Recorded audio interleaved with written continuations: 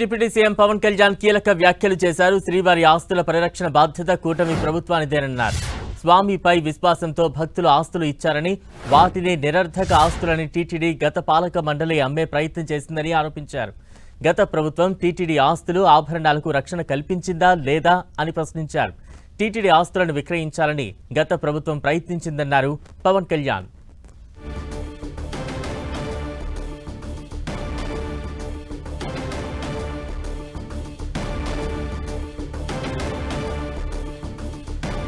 పవన్ కళ్యాణ్ వ్యాఖ్యలకు సంబంధించి తాజా అప్డేట్స్ మా ప్రతినిధి దుర్గా అందిస్తారు. దుర్గా, బలరాం కొద్దిసేపటి క్రితమే పవన్ కళ్యాణ్ నుంచి ఒక ప్రెస్ నోట్ వచ్చింది. అయితే ఈ ప్రెస్ నోట్ లో కీలకమైనటువంటి అంశాలన్నీ ఉన్నాయి. ముఖ్యంగా ఈ టీటీడీ లడ్డూ ప్రసాదానికి సంబంధించినటువంటి ఉపయోగించే నెయ్యి కల్తీ జరిగిందంటూ ఇప్పటివరకు దుమారం జరుగుతున్నటువంటి నేపథ్యంలో ఇప్పుడు పవన్ కళ్యాణ్ తాజాగా మరికొన్ని ఆరోపణలు గత ప్రభుత్వం పైన చేయడం జరిగింది. తాజాగా శ్రీవారి ఆస్తులకు సంబంధించినటువంటి లెక్కలన్నీ కూడా బయట పెట్టాలి, దానికి సంబంధించి అన్ని కూడా ఆడిట్ చేయాలంటూ కూడా పవన్ కళ్యాణ్ కొద్దిసేపటి క్రితమే డిమాండ్ చేయడం జరిగింది. ముఖ్యంగా శ్రీవారి ఆస్తులు అనేవి ఏవైతే ఉంటాయో వాటన్నింటి బాధ్యత కూడా కూటమి ప్రభుత్వం తీసుకుంటుంది. అయితే భక్తులు గతంలో స్వామివారికి ఏవైతే ఆస్తులు ఇచ్చారో వాటన్నిటినీ కూడా ఒకసారి పాలక మండలి, గత ప్రభుత్వంలో ఉన్నటువంటి పాలక మండలి అమ్మే ప్రయత్నం చేసింది. అయితే ఆ అమ్మే ప్రయత్నం చేసినటువంటి ప్రయత్నాలు ఎంతవరకు వెళ్ళాయి, ప్రస్తుతం ఆస్తులు ఏమున్నాయి, అలాగే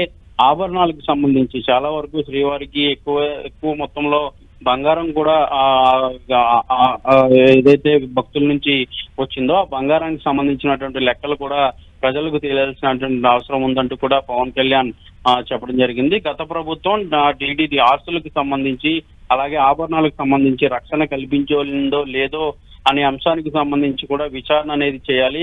ఖచ్చితంగా ఆస్తులకు సంబంధించి ఆభరణాలకు సంబంధించి విచారణ చేయాల్సినటువంటి అవసరం ఉందంటూ కూడా పవన్ కళ్యాణ్ చెప్పడం జరిగింది. ముఖ్యంగా ఆంధ్రప్రదేశ్ తో పాటు తెలంగాణ, మహారాష్ట్ర, కర్ణాటక, తమిళనాడు వంటి పలు రాష్ట్రాల్లో కూడా శ్రీవారికి ఆస్తులు ఉన్నాయి. ముంబై, హైదరాబాద్ నగరాల్లో కూడా విలువైనటువంటి ఆస్తులు కూడా టీటీడీకి ఉన్నటువంటి నేపథ్యంలో ఈ ఆస్తులకు సంబంధించినటువంటి విక్రయాలు గత ప్రభుత్వ పాలక మండలిలో కొన్ని నిర్ణయాలు కూడా తీసుకున్నట్టుగా మనకి సమాచారం ఉంటుంది. ఇందులో భాగంగా తమిళనాడులో 23 ఆస్తులను వేలంపాట ద్వారా విక్రయించాలని, వాటి ఆస్తుల విలువ దాదాపు 23 కోట్లుగా ఉందని గతంలో లెక్కగట్టడం జరిగింది. అయితే ఈ విక్రయాల ద్వారా దాదాపు 100 కోట్లకు పైగా అప్పటి ప్రభుత్వం సమకూర్చుకుందనేది వచ్చినటువంటి వార్తల ద్వారాగా మనకి తెలుస్తుందని పవన్ కళ్యాణ్ చెప్పడం జరిగింది. దీంతో పాటు గుంటూరులో ఉన్నటువంటి ఒక భాగం, అలాగే హయత్ నగర్ ఏదైతే హైదరాబాద్ కి శివారు ప్రాంతంలో ఉన్నటువంటి హయత్ నగర్ లో ఉన్నటువంటి ఖాళీ ప్రదేశాలు, అలాగే మల్కాజ్గిరిలో ఉన్నటువంటి అపార్ట్మెంట్,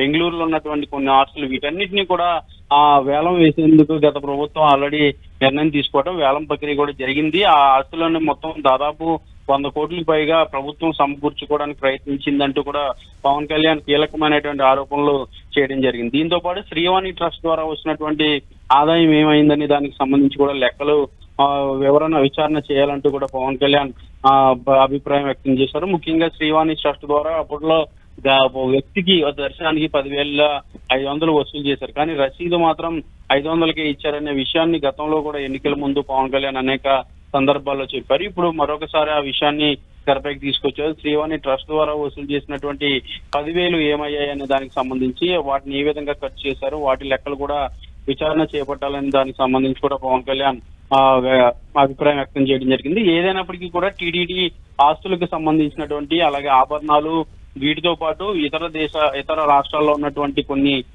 అమ్మకాలు ఏవైతే చేపట్టారో వాటికి సంబంధించి కూడా పూర్తి స్థాయిలో లెక్కలన్నీ కూడా చేయాలి. ఈ మొత్తం బాధ్యత అంతా కూడా కూటమి ప్రభుత్వం తీసుకుంటుంది. ప్రభుత్వం ఖచ్చితంగా వీటన్నిటిపైన విచారణ చేయాలనే దానికి సంబంధించి కూడా తన అభిప్రాయాన్ని వ్యక్తం చేస్తూ ఒక ప్రెస్ నోట్ అయితే పవన్ కళ్యాణ్ కొద్దిసేపటి క్రితం విడుదల చేశారు. Balaram, thank you Durga.